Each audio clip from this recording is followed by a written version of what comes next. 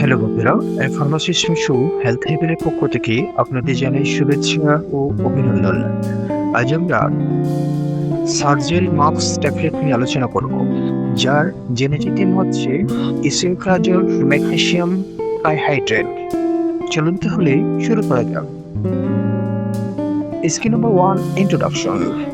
আপনি কি গ্যাস্ট্রিক, বুকঝালা বা অ্যাসিডিটির সমস্যা ভুগছেন? আজ আমরা জানবো সার্জেল মাক্স ট্যাবলেট সম্পর্কে।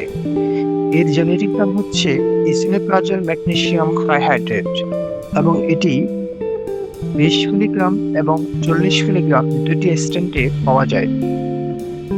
Skin number 2, what is Sergel MUPS tablet? Sergel MUPS tablet একটি প্রোটন পাম্প ইনহিবিটর। এটি পাকস্থলীর অতিরিক্ত অ্যাসিড তৈরি হওয়া কমিয়ে দেয়, ফলে বুকঝালা, গ্যাস্ট্রিক ও আলসারের উপসর্গ থেকে আরাম দেয়।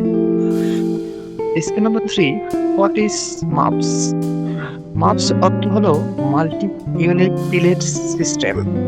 এই প্রযুক্তিতে একটি ট্যাবলেটের ভেতরে অসংখ্য ক্ষুদ্র পেলেট থাকে, যা ওষুধকে সমানভাবে ছড়িয়ে দেয় এবং ভালোভাবে শোষিত হতে সাহায্য করে। Skin number 4, uses. এই ওষুধ গাল্ট বা অ্যাসিড রিফ্লাক্স, বুকজ্বালা, গ্যাস্ট্রিক ও ডিউডেনাল আলসার, এনএসএআইডি জনিত আলসার প্রতিরোধ, হেলিকোব্যাক্টর পাইলোরি সংক্রমণের চিকিৎসায় অন্যান্য অ্যান্টিবায়োটিকের সঙ্গে এবং জেনেঞ্জার ইলিসন সিনড্রোম এর চিকিৎসায় ব্যবহৃত করা হয়। Skin number 5, how to take. কিভাবে খেতে হবে? সাধারণত খাবারের 30 থেকে 60 মিনিট আগে খালি পেটে খাওয়া ভালো। এই ট্যাবলেটটি সম্পূর্ণ গিলে খেতে হবে, চিবানো বা ভেঙে খাওয়া যাবে না।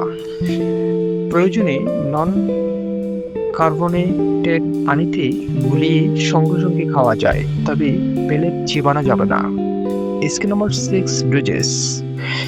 20 মিলিগ্রাম অথবা 40 মিলিগ্রাম কোল স্টেন্টে ব্যবহার করবেন এবং কতদিন খাবেন তা রোগীর ধরন অনুযায়ী চিকিৎসক নির্ধারণ করবেন।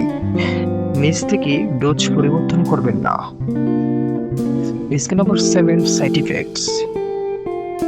এই ওষুধের সম্ভাব্য পার্শ্ব প্রতিক্রিয়ার মধ্যে রয়েছে মাথা ব্যথা, ডায়রিয়া, বমি বমি বা পেট ব্যথা, গ্যাস ও কোষ্ঠকাঠিন্য।